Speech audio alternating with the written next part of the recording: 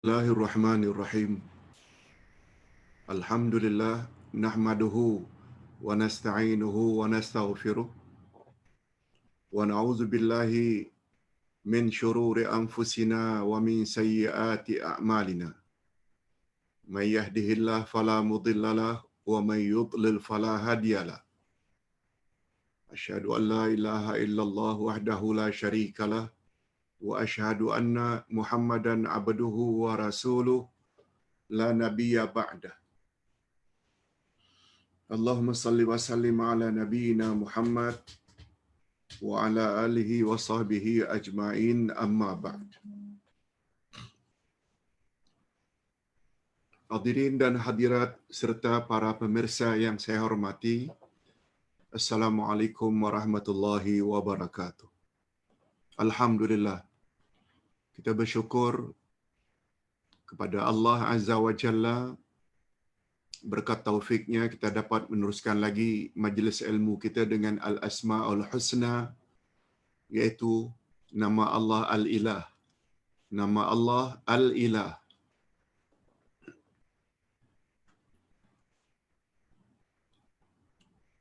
Nama Allah Al-Ilah ini salah satu nama Allah yang Maha Agung.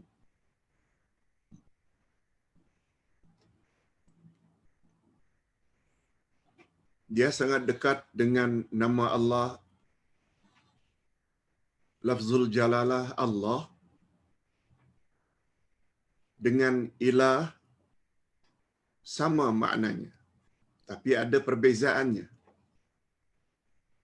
Allah dan ilah sangat erat hubungannya. Malah ada pendapat yang mengatakan lafzul jalalah Allah itu adalah berasal daripada ilah. Namun demikian, penggunaan lafzul jalalah Allah dengan ilah ada perbezaannya. Ini yang Ustaz cuba hendak jelaskan pada pagi ini. Hanya saja sebelum itu kita perlu tahu,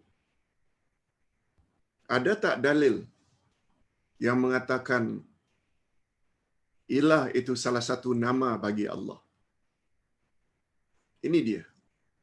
Sebab sebagaimana kita sama-sama maklum, nama Allah adalah tauqifiyah. Tauqifiyah maknanya terhenti, sebagaimana yang Allah sebut dalam Quran dan sebagaimana yang disebut oleh Nabi Muhammad sallallahu alaihi wasallam di dalam hadisnya yang sahih. Okey, dalam hal ini Allah Subhanahu wa taala berfirman pada surat Al-Baqarah ayat 163, A'udzubillahi minasyaitonir rajim. Wa ilahukum ilahu wahid. La ilaha illa huwar rahmanur rahim.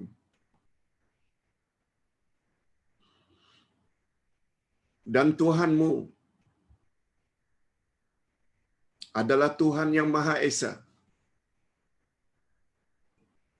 Wa ilahukum, dan Tuhan kamu, ilahun wahid, adalah Tuhan yang Maha Esa. Tidak ada Tuhan melainkan Dia yang Maha Pemurah lagi Maha Penyayang. Ini dalilnya. Ini dalilnya bahwa ilah itu dengan makna Allah. Cuma kesalahan atau kekeliruan umat Islam, khasnya di Nusantara, mereka gabungkan ayat ini dengan ayatul kursi, ayat 255. Padahal ayatul kursi itu ayat 255 Al-Baqarah lain. Wa ilahukum ilahu wahid, ini ayat yang lain. 163 Al-Baqarah. Yang datang dari Nabi sallallahu alaihi wasallam, siapa yang membaca ayatul kursi selesai salat fardu yang 5, maknanya 5 kali dalam sehari, maka tidak ada penghalang baginya untuk masuk syurga kecuali mati. Yang disebut oleh Nabi dalam hadis Ayatul Kursi, yaitu bermula daripada Allahu la ilaha illa huwal hayyul qayyum. Dari mana datangnya Ayatul Kursi? Diawali pula dengan ayat 163. Salah. Ini ayat lain. Ayatul Kursi ayat 255. Tolong bagi yang dah terbiasa membaca wa ilahukum ilahu wahid, la ilaha illahu ar-rahmanur rahim, Allahu la ilaha illahu al-hayyul qayyum. Jangan baca ayat 163 ini. Sebab itu tidak dikehendaki oleh Nabi sallallahu alaihi wasallam. Barangkali ada yang jawab, apa salahnya Ustaz? Bagi pandangan Ustaz, kalau Nabi menyuruh kita baca habis salat fardu, membaca Ayatul Kursi, baca Ayatul Kursi sajalah. Bagi Ustaz, ajaran Nabi ini, dia ada ketetapannya. Kalau apa salahnya, mengapa tak baca ayat-ayat yang lain? Alif Lam Mim ke, 5 ayat pertama. Kemudian ayat 38 ke, Qul nahbitu minha jami'a, atau ayat-ayat yang lain. Mengapa ayat ini? Beramallah ikut cara Nabi sallallahu alaihi wasallam. Bukan yang diamalkan oleh orang ramai. Cuma Ustaz bila cakap macam ini, Ustaz selalu dituduh tak menghormati ulama. Syarat untuk amal diterima, selain ikhlas lillah, mesti ikut cara Rasulullah sallallahu alaihi wasallam.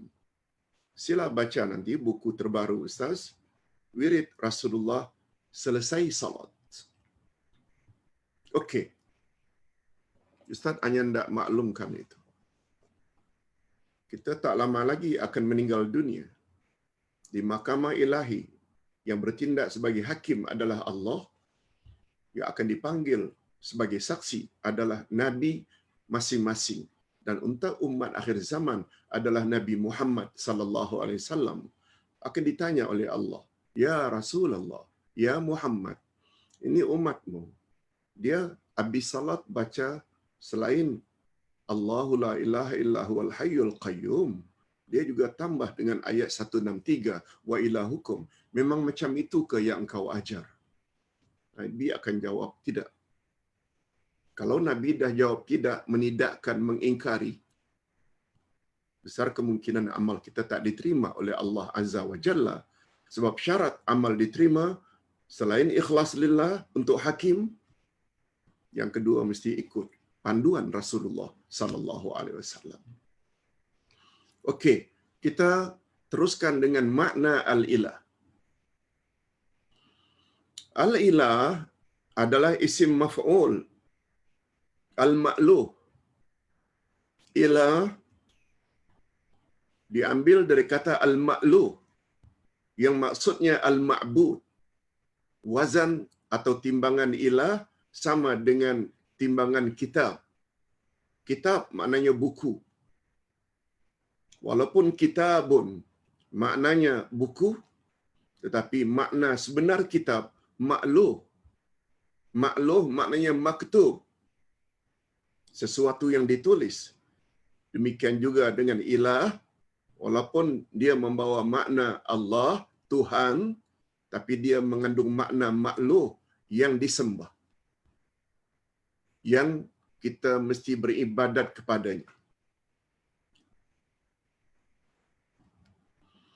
Jadi al-ilah yang disembah. Ilah timbangannya sama dengan kitab. Kitab dinamakan kitab. Dia membawa makna maktub, yang ditulis. Kitab ini namanya kitab, tapi sebenarnya dia membawa makna maktub, yang ditulis. Betul tak? Apa yang ada dalam kitab ni adalah hasil dari tulisan, ditulis. Begitu jugalah ilah. Walaupun dia membawa makna Tuhan, tapi dia membawa makna ilah itu dengan makluh. Kitab dengan maktub. Jadi ilah maknanya Tuhan yang berhak disembah. Jadi al-ilah yang disembah adalah sesuatu yang hati manusia sangat cinta dan tunduk kepadanya. Oleh itu al-ilah adalah Allah Azza wa Jalla. Ilah dengan Allah adalah dua yang sama. Setiap apa yang terjadi, setiap apa yang menjadi pautan hati dan tunduk kepadanya selain daripada Allah dapat juga dikatakan ilah. Di sini Allah dengan ilah membawa makna yang sama. Yang disembah.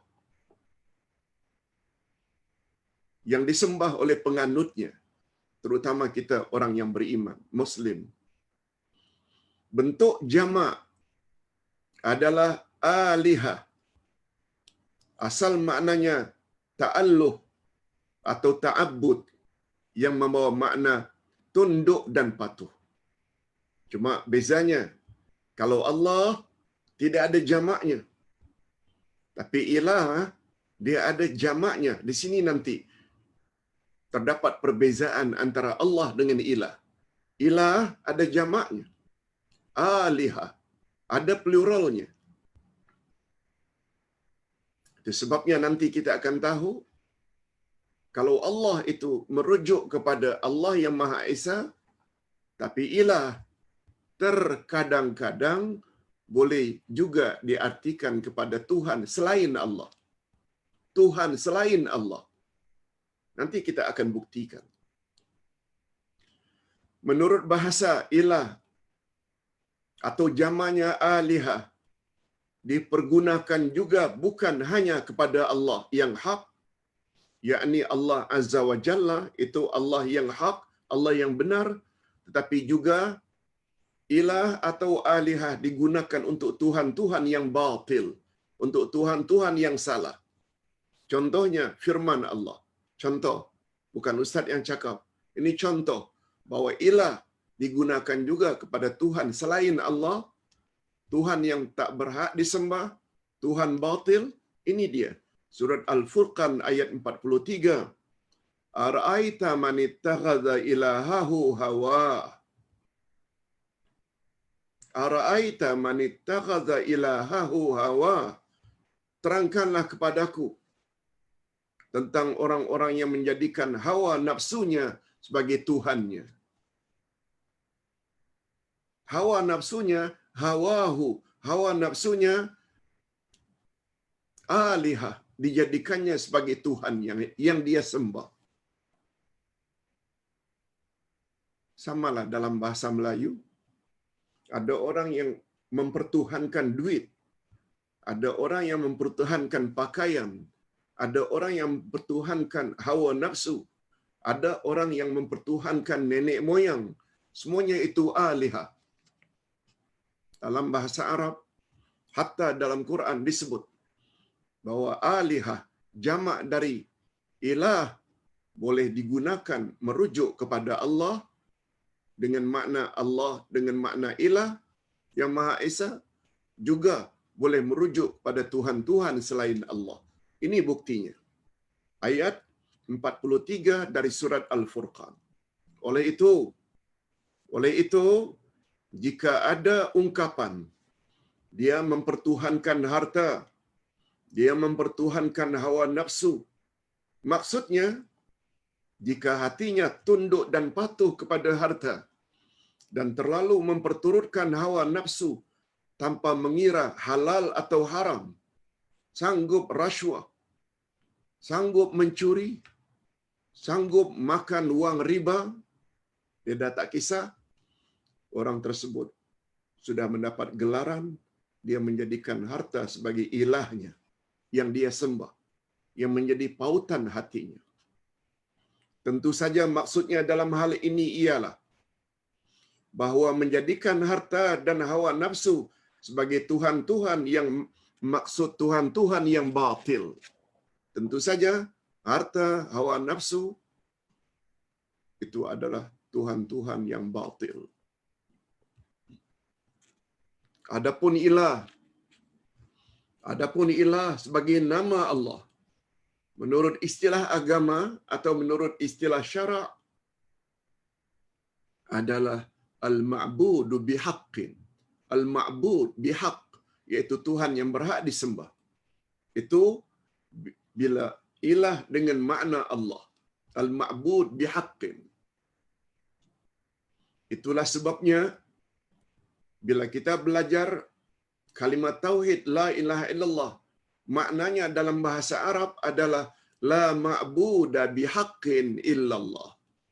Tidak ada Tuhan yang berhak disembah melainkan Allah. Ya, di dalam hal ini kita artikan la ilaha la ma'buda bihaqqin. Tidak ada Tuhan yang berhak disembah illallah. Jadi Allah itu solid. Dialah satu-satunya Tuhan yang mesti kita sembah. Bukan ilah.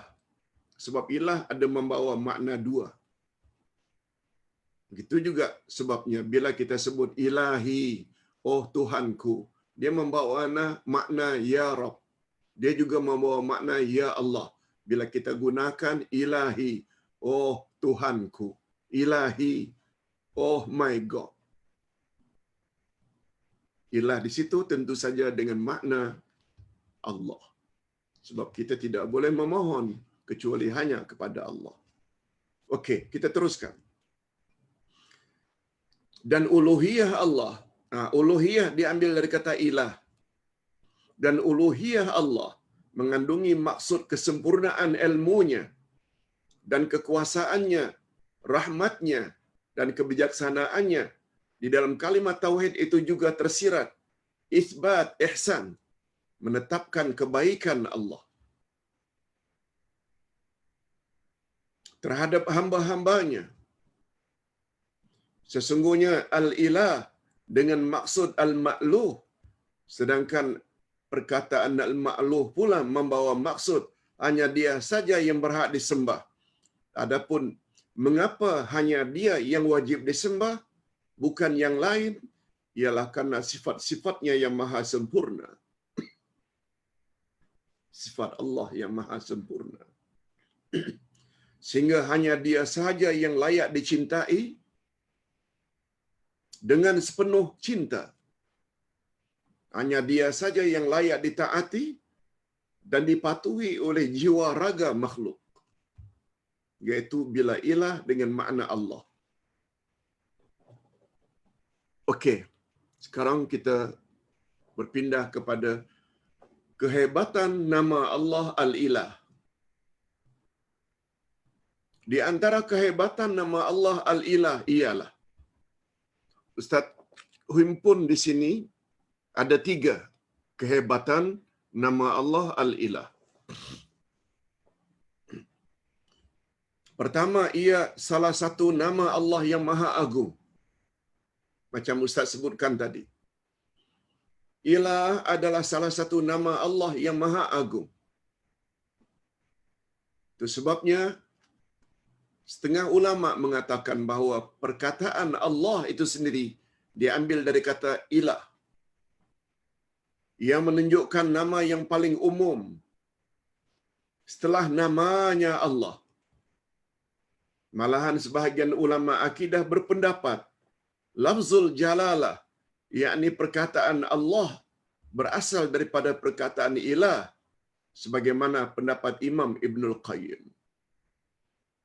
Sebabnya kita kadang-kadang memanggil selain ya Rab, ya Allah, Allahumma, kita juga kadang-kadang memanggil Allah dengan ya Ilahi, oh Tuhanku.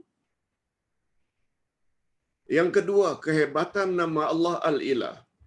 Ia mencakupi semua sifat kesempurnaan dan keagungan. Terkandung di dalamnya semua Al-Asma'ul Husna, nama-nama Allah yang baik. Dan sifat-sifatnya Al-Ula, sifat-sifatnya yang maha tinggi. Oleh itu, sesiapa yang berdoa dengan dengannya, siapa yang berdoa dengannya, iaitu ya ilahi, seolah-olah dia telah berdoa dengan semua nama Allah dan semua sifat Allah. Bagaimana kita telah jelaskan, bila kita panggil Allah sahaja, seolah-olah kita telah menyebut semua al-asma'ul husna. Jadi dalam hal ini juga demikian bila kita panggil ya ilahi atau ya ilahana, wahai Tuhan kami. Sama dengan kita menyebut semua al-asma'ul husna. Yang ketiga, ia mengandung sifat subutiyah, zatiyah. Subutiyah maknanya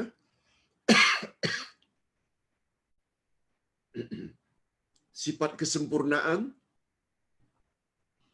Zatiyah maknanya yang tidak berpisah sama sekali daripada Allah atau tidak tertakluk pada kehendak Allah. Dipanggil subutiyah zatiyah. Nama Allah Ilah disebut di dalam kalimat tauhid. Ini di antara kehebatan nama Allah Ilah.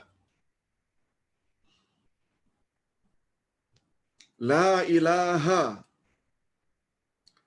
tiada Tuhan yang berhak disembah, illallah, melainkan Allah.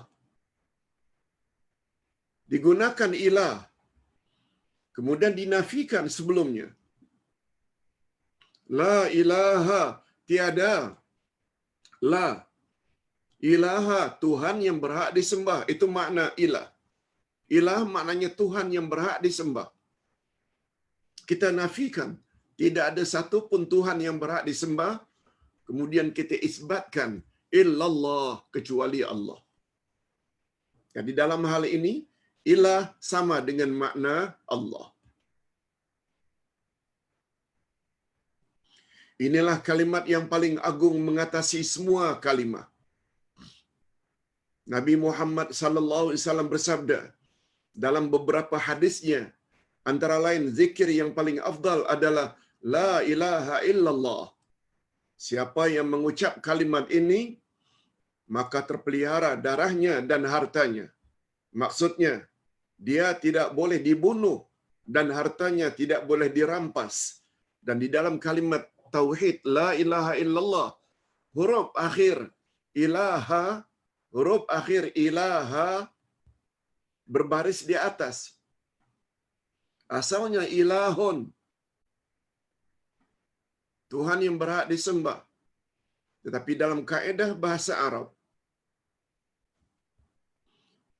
bila noun, isim, kata benda yang diawali dengan la nafi, mengakibatkan noun tersebut huruf akhirnya berbaris di atas, maka faedah la tersebut adalah menafikan seluruh jenis. Kita baca dulu. Dalam kaedah bahasa Arab, penafian seperti ini membawa faedah listighraqil jinsi, penafian semua jenis. Maksudnya, kita wajib menafikan atau mengingkari segala jenis Tuhan. Apakah Tuhan itu dibuat dari besi? Tuhan itu dibuat dari tembaga atau emas atau kayu atau batu atau manusia itu sendiri dipertuhankan atau jin atau malaikat dan lain-lain, itu dinafikan la ilaha. Tidak ada satu jenis Tuhan pun yang berhak disembah. Kemudian setelah penafian itu, barulah kita wajib isbatkan atau tetapkan hanya Allah saja yang kita sembah. Itu pula lah sebabnya mengapa rukun kalimat tauhid la ilaha illallah diawali dengan nafi, yaitu la ilaha, tiada Tuhan, tidak ada satu jenis Tuhan pun yang berhak disembah. Kemudian diikuti dengan isbat illallah, kecuali Allah.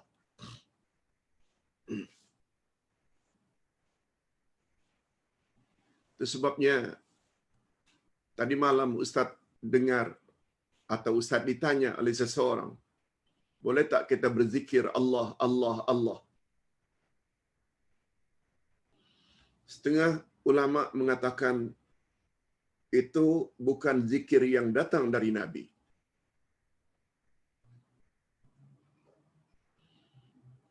Berzikir kalimat Allah, Allah secara mufrad, itu cara zikir yang tidak datang dari Nabi sallallahu alaihi wasallam. Ada pula yang menyokong, boleh, apa salahnya? Sebab Bilal ketika didera oleh tuannya, dibaringkan di padang pasir yang panas, diletakkan di atas perutnya batu, lalu dicambuk, lalu disebat. Kononnya yang menyokong zikir Allah, Allah, Allah ini mengambil kira perkataan daripada Bilal bin Rabah. Ahad, Ahad, Ahad. Esa, Esa, Esa. Itu menunjukkan kalimat mufrad, singular, boleh dijadikan zikir. Tapi dia lupa. Dia lupa. Penyokong wirid Allah, Allah ini lupa. Bagaimana keadaan kondisi Bilal ketika itu? Dia sedang tersiksa. Dia tidak dapat cakap dengan lebih panjang kecuali menyebut nama Allah. Ahad, Ahad. Maknanya Allah yang Maha Esa. Tapi itu bukan datang dari Nabi sallallahu alaihi wasallam. Apalagi Bilal dalam kondisi terdesak, hampir mati. Itu sebabnya bila kita akan meninggal dunia nazak, kita hanya mampu menyebut Allah, tak ada salahnya. Tapi kalau dia dijadikan zikir, no. Yang datang dari Nabi adalah lengkap. Sama ada Allahu Akbar, dia mesti disifati Allah Maha Besar, atau Subhanallah, Maha Suci Allah, atau Alhamdulillah, segala puji-puji milik Allah. Ditambah pula kata Nabi, Afdalul Zikri La ilaha illallah.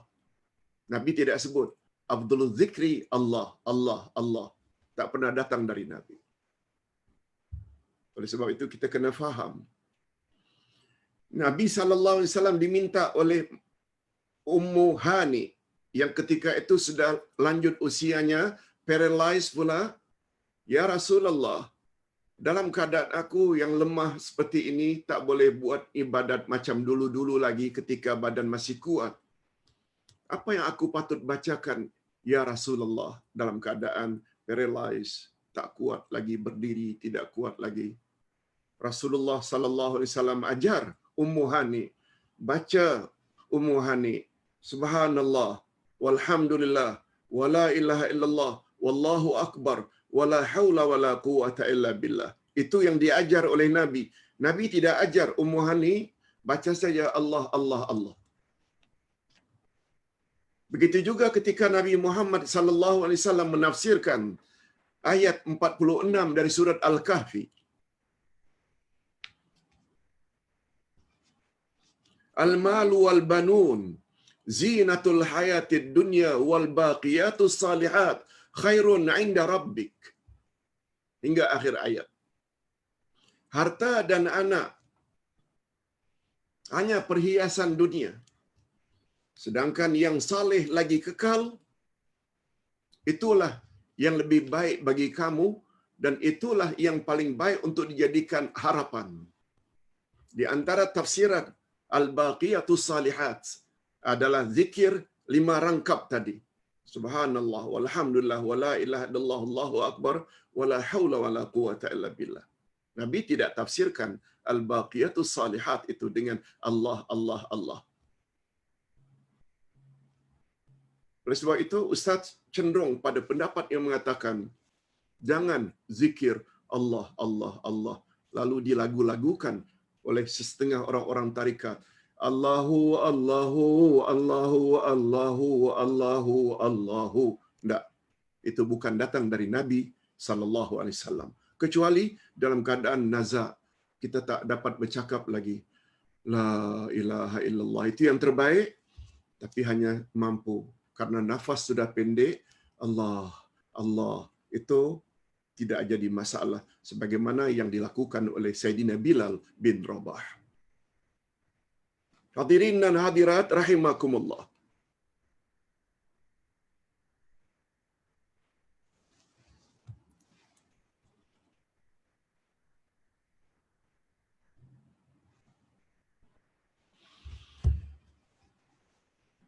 Sekarang kita berpindah kepada bila nama Allah Al-Ilah ini digandingkan dengan nama yang lain. Apa dia? Nama Allah yang lain.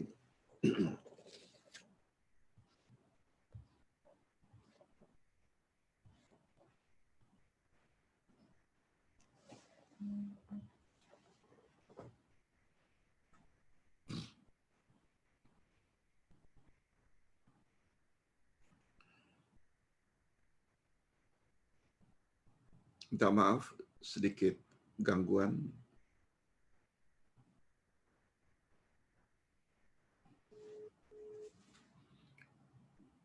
Bila nama Allah Al-Ilah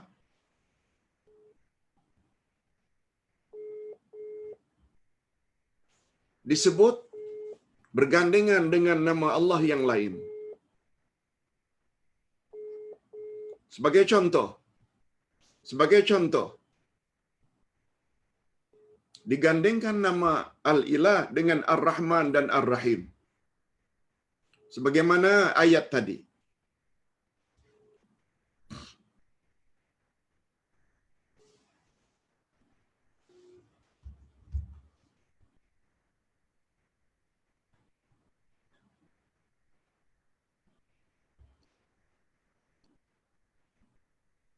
Hadirin dan hadirat rahimakumullah.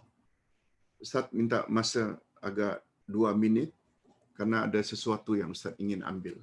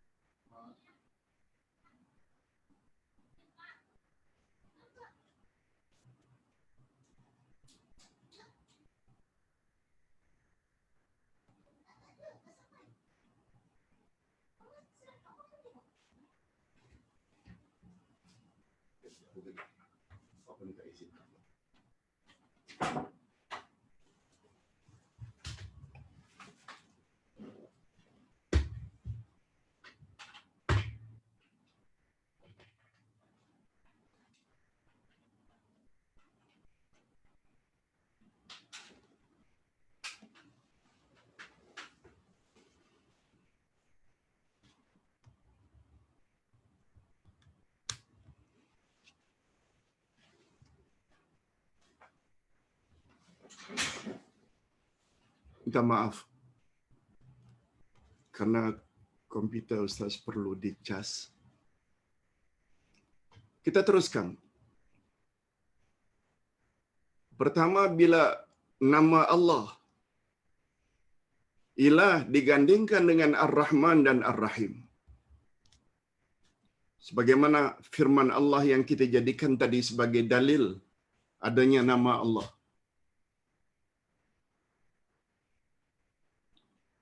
Wa ilahukum ilahu wahid. La ilaha illa huwa ar-Rahmanur Rahim. Dan Tuhanmu adalah Tuhan yang Maha Esa. Tidak ada Tuhan yang berhak disembah melainkan Dia yang Maha Pemurah lagi Maha Penyayang. Al-Baqarah 163. Tadi kita dah sebut bahawa ayat ini dia bukan bahagian dari Ayatul Kursi. Di antara keistimewaan gandingan nama-nama Allah. Pertama, uluhiyah Allah berasaskan atau berpaksi kepada rahmatnya. uluhiyah Allah. Mengapa dia mesti kita sembah? Dia ada kaitannya dengan rahmatnya, kasih sayangnya. Mencipta kita dengan lengkap, diberi akal, diberi pendengaran, penglihatan, boleh bercakap. Bukan hanya nikmat penciptaan yang disebut dengan nikmatul ijad, tapi Allah Subhanahu wa taala beri kita pakaian, beri makanan, minuman, beri kita tempat, beri kita oksigen. Itu namanya nikmatul imdad. Semuanya ini ada kaitannya dengan rahmat dan kasih sayang Allah. Lalu hanya dia saja mesti kita sembah. Nah, ini dia kaitan antara nama Allah Ilah dengan Rahman dan Rahim. Kita baca. Tidak diragukan lagi bahawa hubungan antara tauhid uluhiyah sangat rapat dengan tauhid rububiyah dan tauhid asma wa sifat. Allah Subhanahu wa taala yang telah mencipta hamba-Nya, dan dia pula lah yang telah mengadakan segala keperluan untuk kelangsungan kehidupan mereka di muka bumi. Selain itu juga, dia memiliki sifat yang sempurna belaka, yang di antaranya kasih sayang, yang bersangatan kepada hamba-Nya. Oleh itu sangat wajarlah jika hanya kepadanya saja kita beribadat atau mengabdikan diri dengan melaksanakan suruhannya dan menjauhi larangannya. Atas sebab itulah, maka motif utama kita beribadat hanya kepada Allah yang Maha Esa adalah demi mensyukuri segala nikmat-Nya.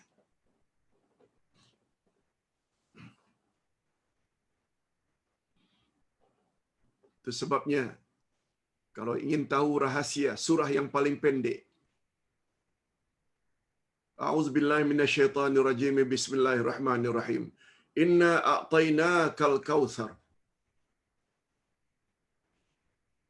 Sesungguhnya kami telah beri kepada engkau nikmat yang banyak. Al-Kautsar ada dua makna. Pertama, nama telaga dalam syurga. Itu namanya telaga Al-Kautsar. Yang kedua, Al-Kautsar diambil dari kata kasir, banyak, yang Allah bagikan kepada Nabi. Lalu apa yang Allah mahu dari Nabi? Apa sambungan ayat? Fasalli li rabbika wanhar. Oleh sebab itu, dirikanlah salat dan berkorbanlah semata-mata untuk Tuhanmu. Fa di sini, fa salli, fa di sini membawa makna fa ussababiyah. Oleh sebab itu, jadi makna panjangnya, sesungguhnya kami telah berikan kepada engkau nikmat yang banyak. Fasalli, oleh sebab itu, oleh sebab nikmat yang banyak yang telah kami anugerahkan kepadamu, wahai Muhammad, salli, dirikanlah ibadah salat dan berkorbanlah semata-mata untuk Tuhanmu. Ada kaitan tak kita mensyukuri nikmat Allah ini dengan ibadat yang kita lakukan? Ada kaitan tak ibadat yang kita lakukan hanya kepada Allah? Ada kaitan tak dengan nikmat yang sekian banyak yang Allah telah anugerahkan kepada kita? Yes. Dengan kata lain, semua nikmat wajib disyukuri. Dan kemuncak mensyukuri nikmat Allah ialah dengan mempertingkat kepatuhan kita kepadanya. Itu rahasia. Nanti kita akan sampai pada tafsiran surat yang paling pendek ini, Inna a'tainakal kautsar. Kalau tidak salah, Ustaz telah tulis tidak kurang daripada 5 atau 6 A4. Walaupun pendek, tapi penjelasannya sangat luas. Sangat luas. Itu sebabnya Allah akhiri, Inna syani'aka huwal abtar. Sesungguhnya orang yang benci kepada engkau, hai Muhammad, mereka lah yang akan terputus daripada keberkatan. Oleh sebab itu, kita wajib cintai Nabi Muhammad sallallahu alaihi wasallam bukti cinta kita kepadanya, kita patuh dan taat dengan ajaran baginda. Okey, kita teruskan. Gandingan nama-nama Allah tersebut juga mengandungi bisyarah. Bisyarah maknanya berita gembira, bahawa sesiapa yang memurnikan ibadatnya hanya kepada Allah, niscaya mereka berhak mendapat rahmat dan kasih sayang Allah yang sangat luas. Yang sangat luas. Bukan hanya di dunia, malahan di akhirat mereka akan mendapat kenikmatan yang abadi buat selama-lamanya, iaitu syurga. Bila kita taat pada Allah, menunggu di sana nikmat yang luar biasa yang Nabi pernah sebut, yang kemerduan suaranya tak pernah didengar oleh telinga, yang keindahannya tak pernah dilihat oleh mata, dan kehebatannya tak pernah terfikir oleh akal manusia. Itulah syurga. Mudah-mudahan kita semua termasuk ke dalam golongan orang-orang yang layak masuk syurga Allah. Berkat kepatuhan dan ketaatan kita kepadanya.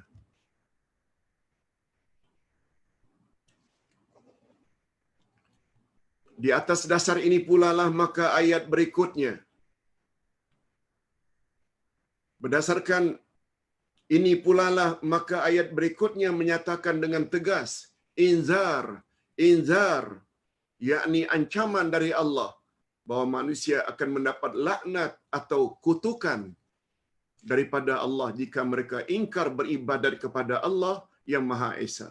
Laknat Allah maknanya dijauhkan daripada rahmat dan kasih sayang Allah. Apa kata Allah? Apa firman Allah yang berkaitan dengan ayat 163 tadi? Malah Allah sebut sebelumnya ancaman itu.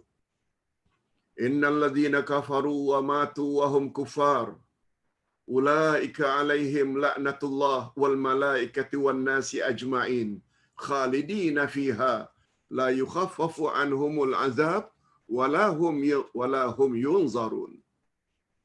Maknanya, sesungguhnya orang-orang kafir dan mereka mati dalam keadaan kafir, maknanya tidak beriman pada Allah, tidak beriman pada Rasul, mereka itu mendapat laknat Allah, para malaikat dan seluruh manusia yang boleh melaknat.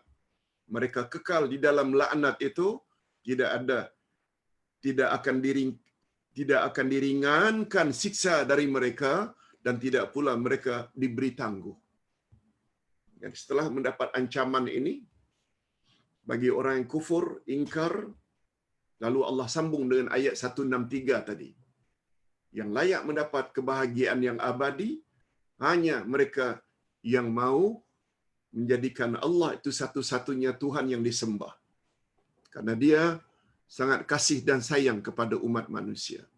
Mudah-mudahan kita termasuk ke dalam golongan itu dan terhindar daripada golongan yang dilaknat oleh Allah ini. A'udzubillah, na'udzubillah min zalik.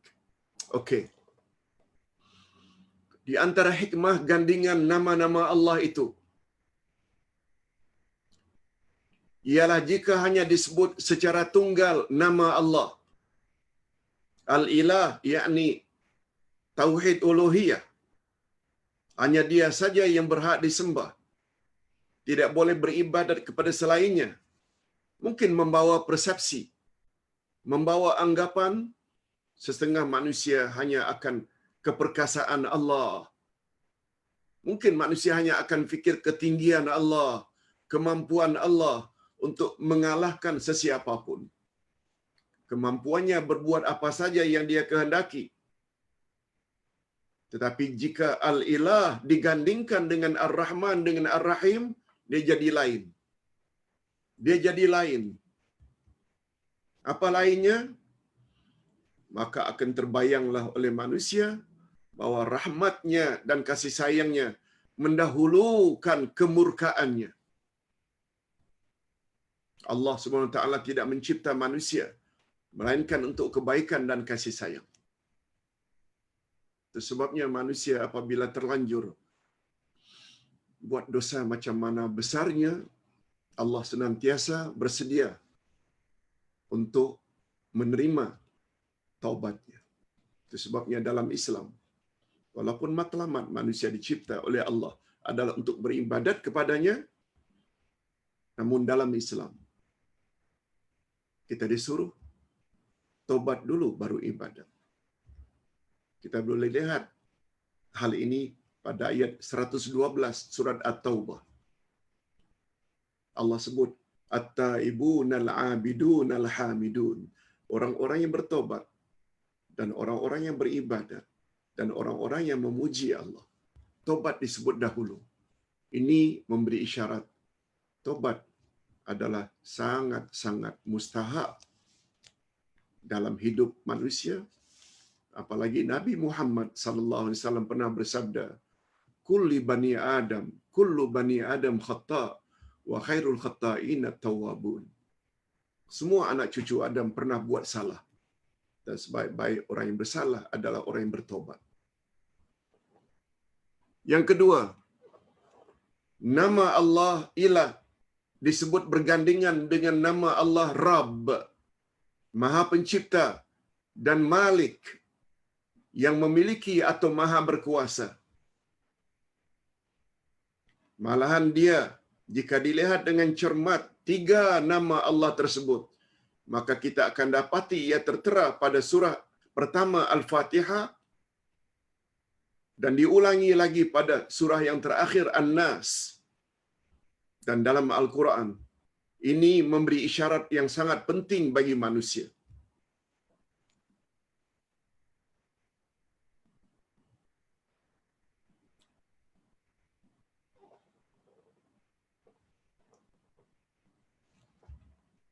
Mungkin Ustaz boleh jelaskan begitu saja, secara bebas, tak perlu kita baca. Surat pertama, sebagaimana kita sama-sama maklum, tertera dalam Al-Quran, Mushaf, Al-Fatihah. Surah yang terakhir adalah An-Nas, Qul a'udzu birabbin nas. Menurut orang Arab, menurut ulama tafsir, sesuatu yang apabila disebut pertama dan disebut pula pada bahagian yang akhir, menunjukkan dialah paling penting. Paling penting. Ustaz buat contoh. Ketika Allah menyebut tentang orang-orang yang bertakwa, pada 5 ayat pertama surat Al-Baqarah, Allah sebut akidah dulu. Diakhiri dengan akidah lagi. Mana dia akidah ya Ustaz? Setelah menyebut Quran itu hudan lil muttaqin, ayat 2 Al-Baqarah. Apa kata Allah? Selanjutnya, 5 sifat orang yang bertakwa. Alladzina yu'minuna bil ghaib, iman pada yang ghaib. Wa yuqimuna salah. Baik hubungannya dengan Allah, ibadat. Wa mimma razaqnahum yunfiqun, segelintir dari hartanya mereka infak, sedekah, sumbang. Ini hablum minan nas. Walladzina yu'minuna bima unzila ilaika wa ma unzila min qablik. Mereka beriman dengan apa yang telah Allah turunkan kepada engkau wahai Muhammad, yaitu Al-Quran. Dan mereka juga beriman pada kitab-kitab sebelum Al-Quran, Taurat dan Injil. Nah, yang terakhir yang kelima, wabil akhirati hum yuqinun. Terhadap hari akhirat mereka yakin. Coba lihat. Yang pertama iman pada yang gaib, ini pembahasan akidah. Yang terakhir, mereka beriman kepada hari akhirat. Ini juga persoalan akidah, iman pada hari kiamat. Pertama akidah, akhir akidah. Lalu Allah sebut, ulaika ala hudam min rabbihim wa ulaika humul muflihun. Merekalah orang yang mendapat hidayah Allah dan merekalah orang yang beruntung. Sebagaimana firman Allah, sebagaimana sabda Nabi sallallahu alaihi wasallam, awalilah pendengaran babymu dengan kalimat la ilaha illallah. Itu sebabnya disyariatkan bila baby lahir hendaklah diazankan dan diqamatkan. Allahu akbar, asyhadu an la ilaha illallah. Itu baby baru lahir. Man kana akhiru kalamihi la ilaha illallah dakhalal jannah. Siapa yang terakhir sekali ucapannya sebelum dia mati la ilaha illallah, dia masuk syurga. Awal hidup la ilaha illallah. Akhir hidup la ilaha illallah. Sekedar bukti. Nak menguatkan kaedah dalam ilmu tafsir. Sesuatu yang apabila disebut pertama, disebut terakhir, menunjukkan dia yang paling penting. Nah, kita berbalik kepada surah Al-Fatihah. Di dalam surat Al-Fatihah ada 3 nama Allah. Allah. Alhamdulillah, itu Allah. Rabbil Alamin, Rabb. Kemudian Malik Yaumiddin, Malik. 3 nama Allah ini disebut lagi pada surah yang terakhir.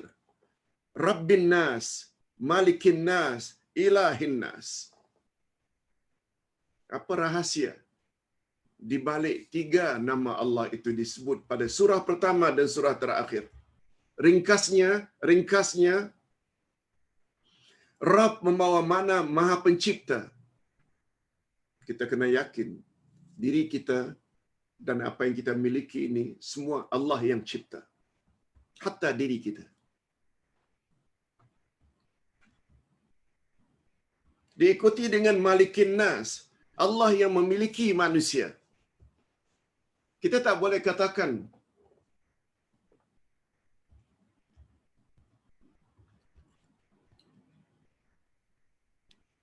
tak perlu kamu larang dan nak tunjuk ajar padaku. Suka-suka hati akulah. Apa aku nak buat? Tak boleh. Aku nak minum racun, aku nak gantungkan diri, aku nak terjun dari tingkat 13. Suka hati akulah.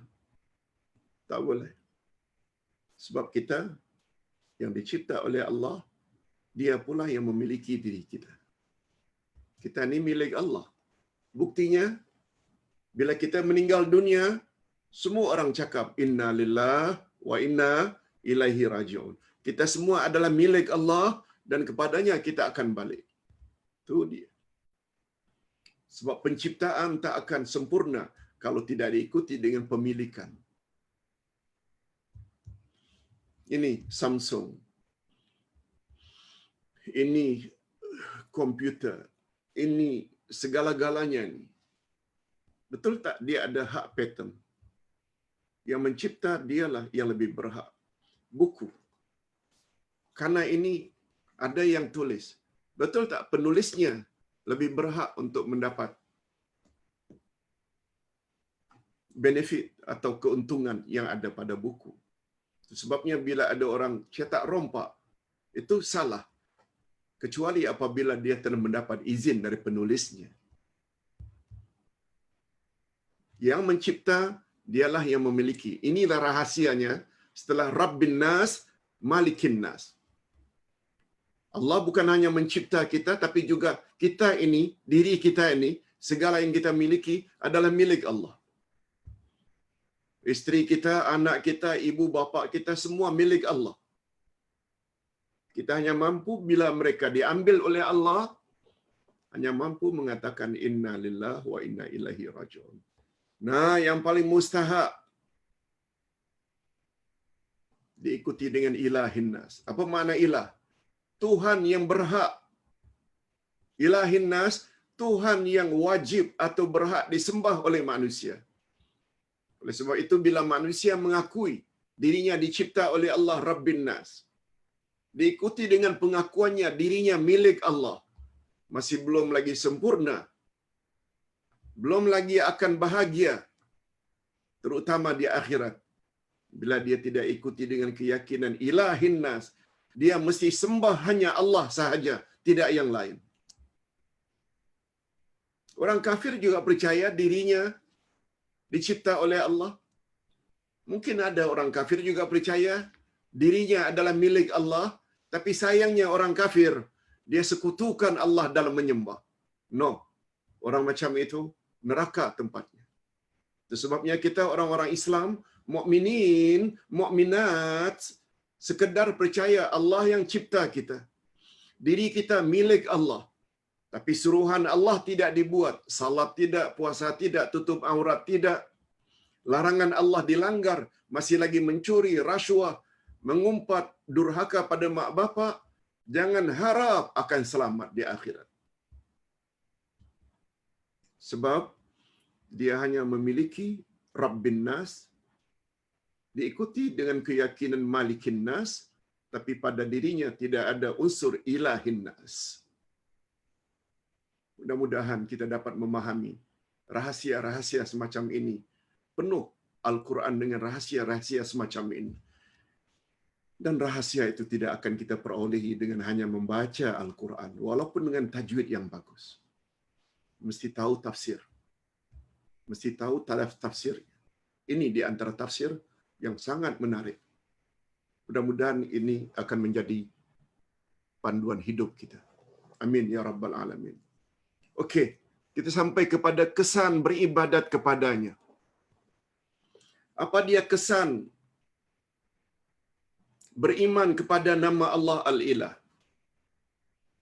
Jika seseorang hamba benar-benar mengenal Allah dengan pengenalan atau ma'rifah secara betul dan tepat melalui Al-Asma'ul Husna. Pengenalan yang betul ya. Pengenalan yang tepat. Sama ada melalui Al-Asma'ul Husna atau melalui ayat-ayat Allah. Apakah ayat Qur'aniyah atau ayat Kauniyah? Seperti pengenalan yang dilakukan oleh ibadur Rahman, hamba-hamba Allah yang maha pengasih, lagi maha penyayang. Itu mereka yang kenal betul tentang Allah. Niscaya mereka beribadat dan tunduk patuh hanya kepada Allah sahaja dan tidak kepada yang lain. Itulah sebabnya di antara sifat utama ibadur Rahman. Apa dia sifat utama ibadur Rahman yang tertera di dalam surat Al-Furqan ayat 68? Walladzina la yad'una ma'allahi ilahan akhar. Dan mereka tidak menyembah Tuhan yang lain beserta Allah. Terdapat dalam masyarakat orang yang dikatakan mahir dalam Al-Asma'ul Husna, tetapi pemahamannya menyeleweng, menyimpang daripada pahaman Ahlus Sunnah wal Jamaah. Nanti kita akan jelaskan pada soal jawab setelah selesai pembahasan ini. InsyaAllah. Segala penghuni langit dan semua penghuni bumi, penghuni langit dan penghuni bumi hanya menyembah Allah sahaja, bukan kepada yang lain. Hakikat ini dinyatakan sendiri oleh Allah di dalam firman-Nya. Apa kata Allah? Betul tak? Kalamullah semuanya benar belaka. Wa huwa allazi fis samai ilahu wa fil ardi ilah. Wa huwal hakimul alim.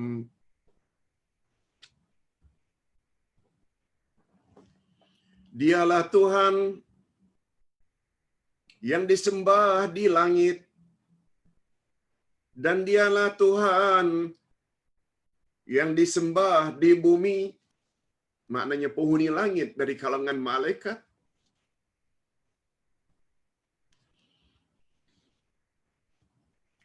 termasuk galaksi, cakrawala, yang di dalamnya ada bulan, bintang, matahari, semuanya tunduk dengan ketetapan Allah.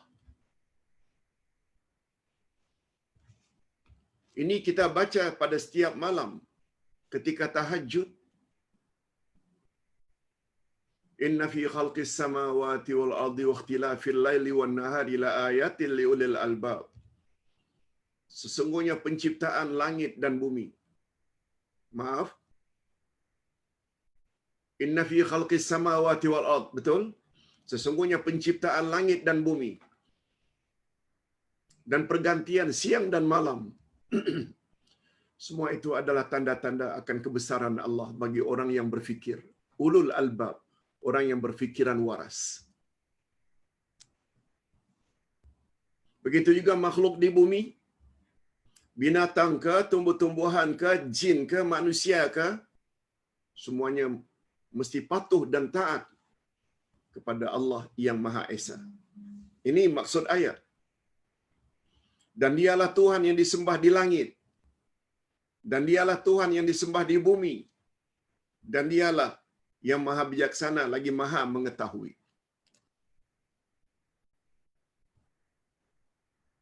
Nah, nota kita sampai di sini saja. Dan Ustaz ingin manfaatkan masa yang panjang sebab sangat banyak pertanyaan yang datang melalui WhatsApp sebelum